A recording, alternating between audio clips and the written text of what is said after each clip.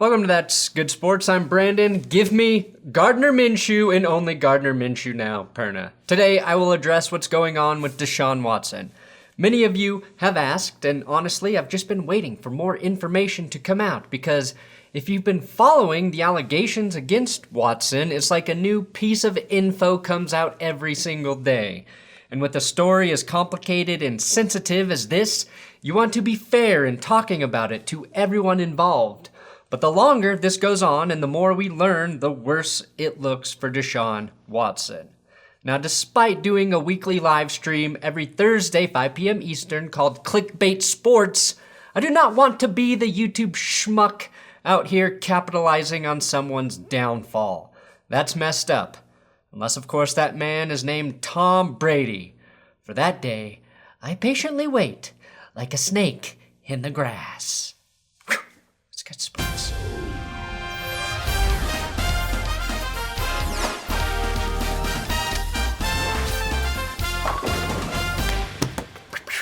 Please subscribe here on YouTube for NFL news videos and updates hosted by a face only a mother could love.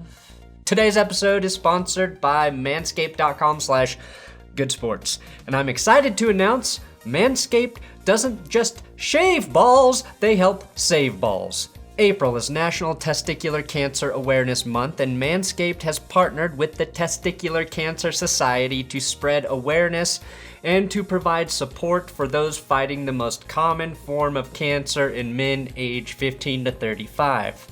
In addition to the Perfect Package Kit, which provides the all-in-one grooming tools you need to take care of total body grooming, Manscaped is giving you another reason to touch your balls. Visit manscaped.com/TCS to learn how to check yourself for the early signs of cancer. A great place to inspect your balls? The shower. And when done, give them a spray with the crop preserver. Shine them right up. As always, you can click the link below, manscaped.com/goodsports for 20% off, plus free shipping, all at manscaped.com. Okay, 22 women have now filed lawsuits against Deshaun Watson for varying degrees of sexual misconduct during massage therapy sessions. 22 masseuses is also what Robert Kraft's religion promises him when he dies. When I started writing some of this episode, it was one woman represented by lawyer Tony Busby, who also happened to be Bob McNair's neighbor when Bob McNair was alive. Bob McNair was the Texans owner, in case you did not know. Now, Deshaun Watson's lawyer is named Rusty Hardin. And I am well aware of how much a courtroom scene between two guys named Tony Busby and Rusty Hardin sounds like a piece of fan fiction written and then rejected for Better Call Saul. Here's a quick timeline for what has happened to Deshaun Watson this offseason. One that began with good, fun football news. Back in January, Deshaun Watson demanded to be traded. The Texans then refused to acknowledge that as a real possibility, but we had fun here on YouTube with every rumor about Watson and which team he might want to join, because Watson is an incredibly talented football player. And then that was all fucking ruined with serious allegations that I am a little bit too immature to appropriately discuss. We went from having to talk about Deshaun Watson wearing retro Dan Marino jerseys linking him to the Dolphins to this shit. The last Watson video I posted was on March 17th. It was about the Texans finally admitting they'd be willing to deal Deshaun. It was the news we Broncos fans, Bears, Panthers, 49ers, and Jets and Dolphins fans had been waiting for. But the day prior, March 16th, is when Tony Busby announced he was filing a suit against Watson. To which Watson quickly posted an Instagram response about how the allegations weren't true and that the lawyer was seeking publicity. And at that moment, I don't think anyone thought this was going to blow up into what it did, mainly because of Watson's history as a good guy. It's not like what we witnessed with Antonio Brown, who was throwing dick-shaped gummies and screaming crazy shit in front of his kids on Instagram Live. Due to Brown's erratic behavior, it was easier for us to believe Antonio Brown might be guilty when a civil suit was filed against him. But with Watson, it was a bit more shocking and harder to comprehend. A couple days after the first suit was filed, the NFL began to investigate Watson. Then on March 22nd, Busby filed 7 new cases. March 23rd, Watson's legal team reports the women were trying to blackmail him. March 31st, 18 massage therapists speak out on Watson's behalf. April 2nd, it officially becomes a police investigation. That was last Friday. The Houston Police Department tweeted that a report had been filed concerning Watson, and now the Houston Police Department is conducting an investigation of their own. Before that happened, this was just a civil suit, meaning Watson could not be punished criminally, just financially. And now that the police are involved, he could be criminally charged, facing whatever the state of Texas doles out for crimes like this, and of course, coinciding NFL punishments. This in turn means the most likely thing the NFL will do is place Watson on the commissioner's exempt list if Watson is formally charged by the Houston Police Department, and or if the NFL investigation leads to the conclusion that their policy has been violated. What the Houston Police Department concludes will also probably determine whether Watson ever plays football again. That's how significant that investigation is. And then finally, this week, the 22nd case was filed.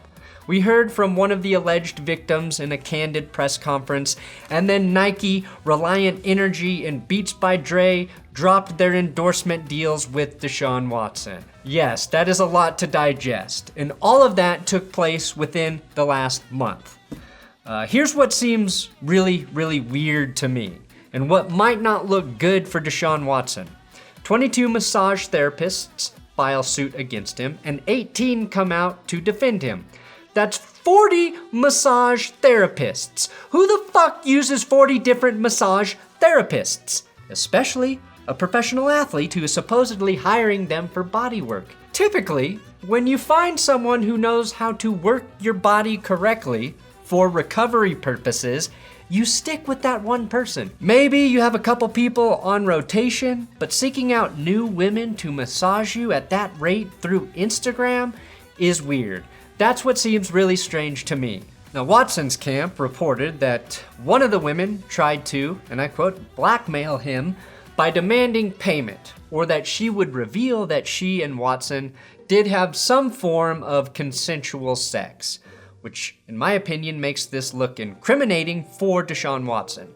Obviously not the consensual part, but that Watson may have very well been booking massages with the intention of using them for sex. When the very first allegation came out, some thought this was a covert attack on Watson by the Texans.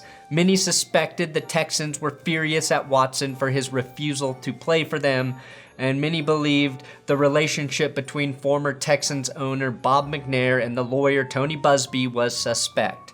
From a conspiracy standpoint, I understand that angle. Logistically, it makes no sense, as this only hurts Watson's trade value, and if the Texans suddenly make these allegations go away, they're the team employing the quarterback who may have a gross history of sexual misconduct with at least 22 different women. 22 allegations cannot be ignored. Regardless, both scenarios are horrible. Either Deshaun Watson is a serial offender, or we live in a world where 22 people can be convinced to ruin one person's reputation. Right? Those are the two conclusions. Since none of us know the truth, those are the things we're forced to imagine. Even if Watson is truly innocent, though, his reputation in the eye of the public is probably already ruined. Again, I do not know what is true here. I don't have access to evidence. If you're coming here for inside info, I've tricked you good, haven't I? What I can say is that trying to get 22 people to agree to do anything is incredibly difficult, let alone agreeing to allegations as serious as this. The Texans certainly couldn't get their 22 offensive and defensive starters to do anything together last season.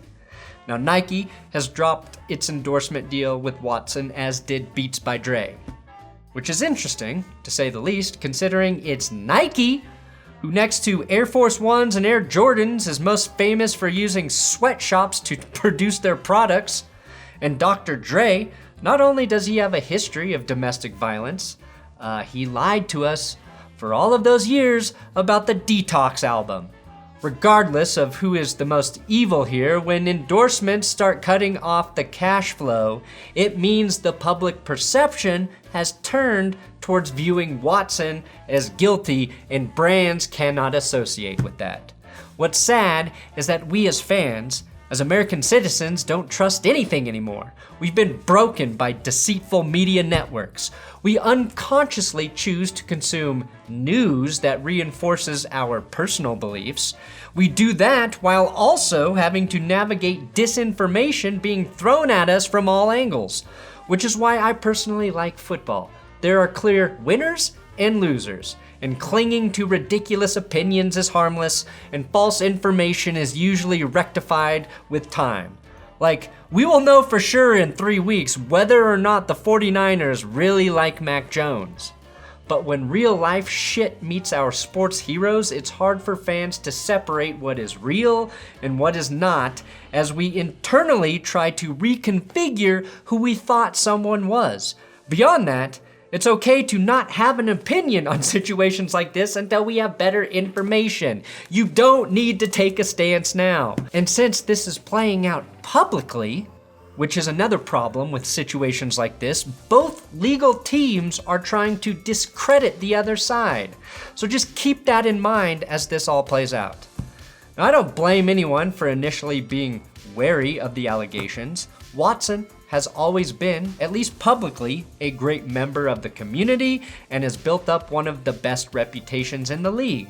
So when our preconceptions are challenged in such dramatic fashion, it's natural to be shocked. It does no good to jump to pick a side before all of the evidence is on the table. You have to be willing to not immediately vilify Watson, and on the flip side, you have to be willing to abandon your prior idea of who he is if all of these allegations end up being true. Admitting you're wrong about a person is hard. In a way, it's like admitting that you have a character flaw. A character flaw, like talking. Admitting that you are wrong about a person is hard. In a way, it's like admitting that you have a character flaw. I had to do it just this week with Brandon Marshall.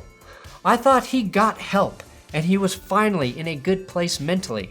Then I saw this. They don't. Not everybody that's on the NBA roster have a guaranteed. There's two-way contracts. There's two-way contracts, no, it's not. and then there's the top dogs. About. There's the top dogs. No, it's not. There's 4 guys on the NBA team that got guaranteed contracts, and everybody else can be cut today and don't got nothing. And don't have nan dime.